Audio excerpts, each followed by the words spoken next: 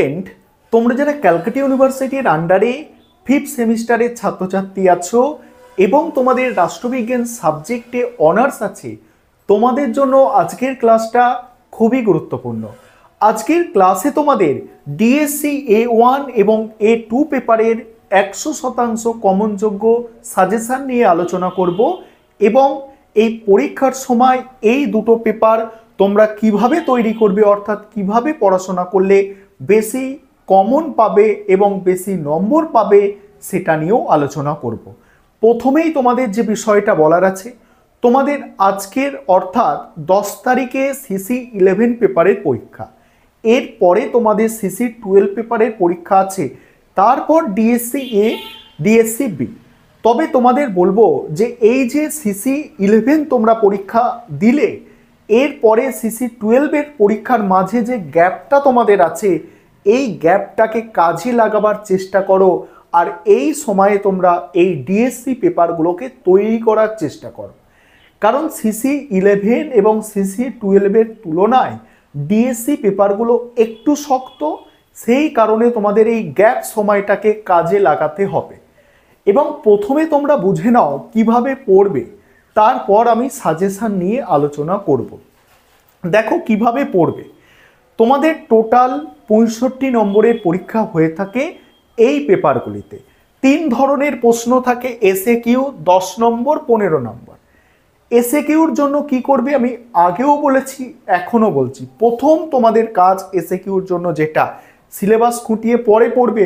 প্রথম করবে যেটা 2020 সাল, 2022 সাল এবং 2021 সাল, এই তিনটে 2021, 2020, 2022 এই তিনটে সালের প্রশ্নপত্রের এসএকিউর সমাধান তোমাকে আগে তৈরি করতে হবে।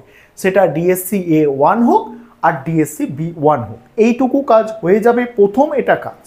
পরে হচ্ছে তোমাদের 10 নম্বরের প্রশ্ন কি করবে এবং 15 নম্বরের প্রশ্ন কি করবে।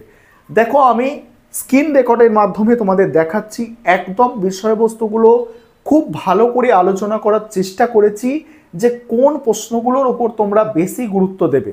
তবে প্রথমেই তোমাদের আরেকটা বিষয় বলি, 2022 সালের প্রশ্নটাকে খুব বেশি গুরুত্ব দেওয়ার চেষ্টা করবে, কারণ বেশিরভাগ তোমরা কমন যদি পাও, প্রিভিয়াস ইয়ার্সের প্রশ্ন যদি রিপিট হয়, সেক্ষেত্রে 2022-এর প্রশ্ন থেকেই বেশি রিপিট হবে, এটা আমি তোমাদের বারবার বলছি।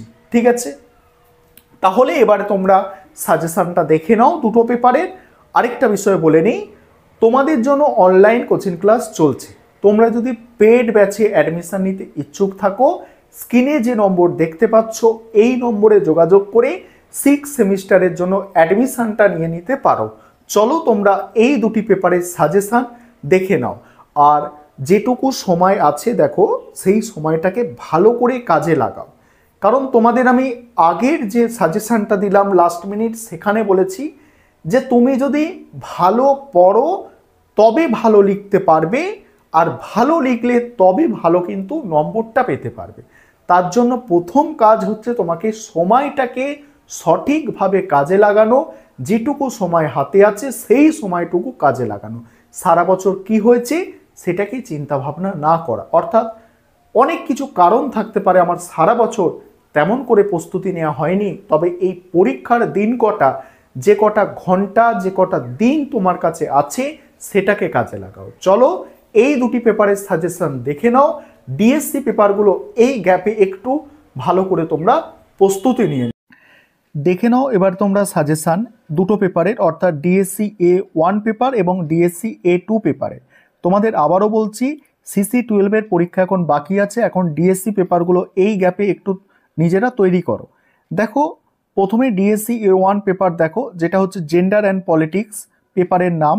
15 নম্বরের জন্য যে প্রশ্নগুলো তৈরি করবে, কেন আমি তোমাদের 2022 সালের প্রশ্ন মোস্ট ইম্পর্টেন্ট বারবার বলছি সেটাও তোমরা বুঝতে পারবে এই সাজেশন দেখলে, কারণ সেভাবেই সাজিয়ে গুছিয়ে তোমাদের জন্য কিন্তু তৈরি করা। দেখো প্রথমে মডিউল 1 দেখো, মডিউল 1-এর দুটো প্রশ্ন দেখো, 2022 সালে এই দুটো প্রশ্ন এসেছে মোস্ট ইম্পর্টেন্ট তোমাদের জন্য। পিতৃতন্ত্রকে শক্তিশালী করতে ধর্ম ও সংস্কৃতির ভূমিকা উদাহরণ সহ আলোচনা করো। আরেকটা প্রশ্ন আছে, লিঙ্গ রাজনীতির সাম্প্রতিক বিতর্কের পরিচিতি কিভাবে গুরুত্বপূর্ণ হয়ে ওঠে আলোচনা করো। এবার দেখো পরে যে প্রশ্নটা আমি কেটে দিয়েছি, এই প্রশ্নটা দেখছো 2021-এর প্রশ্ন 2023-এ রিপিট এসেছে। 2021-এ দুটো প্রশ্ন ছিল, তার মধ্যে একটা প্রশ্ন 23-এ রিপিট এলো, ঠিক আছে। বাকি একটা এটা, অর্থাৎ র্যাডিক্যাল নারীবাদের মূল যুক্তিগুলি আলোচনা করো। তাহলে কি, এই কারণেই তোমাদের 2022 আমি বারবার ইম্পর্টেন্ট বলছি, কারণ এই যে দুটো প্রশ্ন, এই দুটো প্রশ্নের মধ্যে একটা প্রশ্ন রিপিট আসার সম্ভাবনা অনেকটা বেশি থাকে, ঠিক আছে। তারপরে দেখো 4 নম্বর যে প্রশ্নটা তোমাদের করতে হচ্ছে, দেখো এখানে দেখছো একটা 23-এর একটা প্রশ্ন, 20-র একটা প্রশ্ন 23-এ রিপিট এসছে।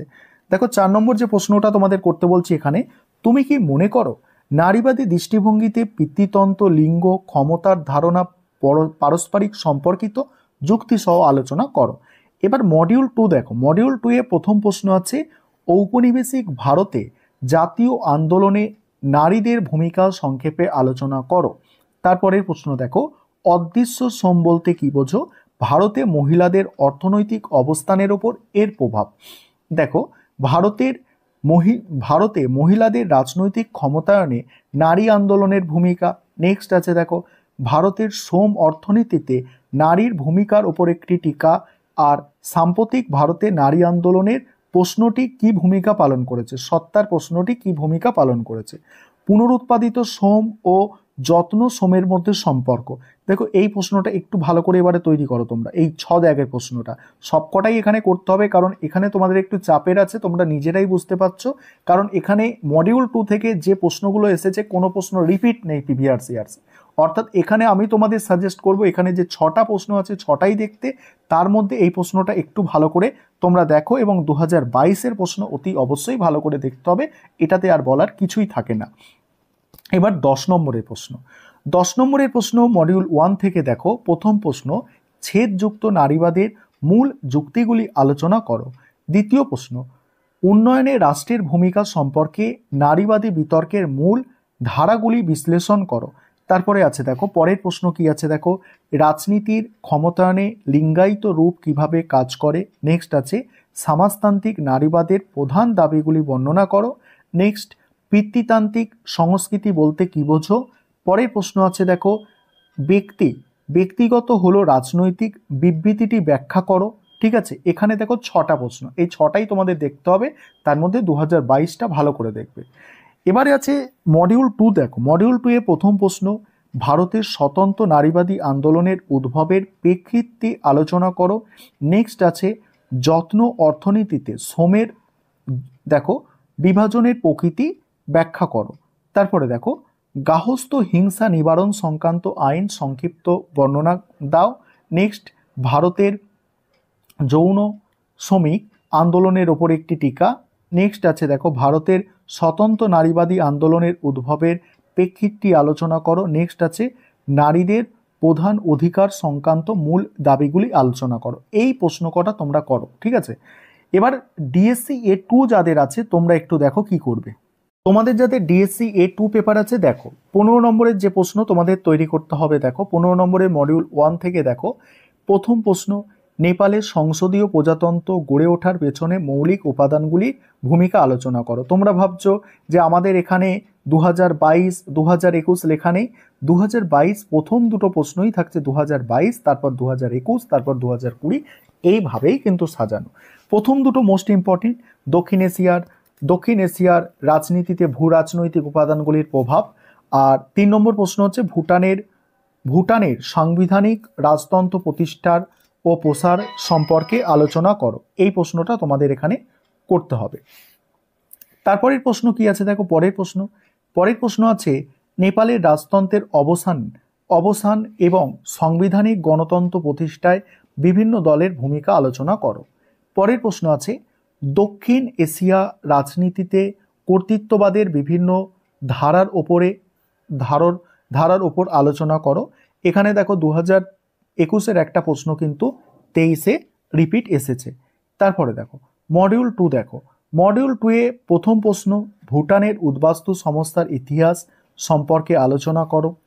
নেক্সট প্রশ্ন দেখো দক্ষিণ এশিয়ার উন্নয়নের জন্য সার্কের লক্ষ্য আর এই বিষয়ে সার্ক কী কী পদক্ষেপ গ্রহণ করেছে তা আলোচনা করো। নেক্সট প্রশ্ন, ভারত কি কোনো উদ্বাস্তু নীতি আছে? ভারতে কি কোনো উদ্বাস্তু নীতি আছে? উদ্বাস্তু সমস্যা সমাধানে প্রাতিষ্ঠানিক ও রাজনৈতিক প্রয়াসগুলি সংক্ষেপে আলোচনা করো। এখানেও দেখছো 21-এর প্রশ্ন 23-এ রিপিট এসেছে একটা। পরের প্রশ্ন, গৃহযুদ্ধ পরবর্তী শ্রীলঙ্কার শান্তি প্রতিষ্ঠার বাধাগুলি কি? কি প্রকারে সেই বাধাগুলি অতিক্রম করা সম্ভব? নেক্সট আছে দেখো, গত কয়েক দশক ধরে ভারতের পরিচিতির রাজনীতি কিভাবে গুরুত্বপূর্ণ হয়ে উঠেছে। এবার 10 নম্বরের জন্য যে প্রশ্নগুলো তোমাদের তৈরি করতে হবে, দেখো 10 নম্বরের প্রথম প্রশ্ন আছে, দেখো মডিউল 1 থেকে একটি অঞ্চল হিসাবে দক্ষিণ এশিয়ার বৈশিষ্ট্যগুলি লেখো। দ্বিতীয় প্রশ্ন, দক্ষিণ এশীয় রাজনীতিতে বাংলাদেশের গুরুত্ব আলোচনা করো। নেক্সট, দক্ষিণ এশীয় রাজনীতিতে শ্রীলঙ্কার অবস্থা বর্ণনা করো। নেক্সট, পাকিস্তানের নাগরিক সামরিক বাহিনী সম্পর্কে আলোচনা করো, নাগরিক এবং সামরিক বাহিনীর মধ্যে সম্পর্ক। দক্ষিণ এশিয়ার রাজনীতিতে ভুটানের অবস্থা বর্ণনা করো। দেখো এখানে আবার 20-র একটা প্রশ্ন কিন্তু 23-এ রিপিট এলো। তারপর দেখো পরের প্রশ্ন, শ্রীলঙ্কার আত্মপরিচয় রাজনীতি সম্পর্কে টিকা, সন্ত্রাসবাদের মোকাবিলায় সার্কের ভূমিকা সম্পর্কে লেখো। দেখো এখানেও 21-এর প্রশ্ন দেখো 23-এ রিপিট এসেছে। পরের প্রশ্ন দেখো, একমেরু বিশ্বে আঞ্চলিক সংগঠন হিসাবে সার্কের সম্ভাবনা কতটা আলোচনা করো। নেক্সট, দক্ষিণ এশিয়ার সন্ত্রাসবাদের রাজনৈতিক তাৎপর্য আলোচনা করো। পরের প্রশ্ন, একবিংশ শতাব্দীতে দক্ষিণ এশিয়ার উদ্বাস্তু সমস্যার প্রভাবগুলি আলোচনা করো। এই হচ্ছে তোমাদের টোটাল সাজেশন, অর্থাৎ ডিএসসি পেপারের এই সাজেশন।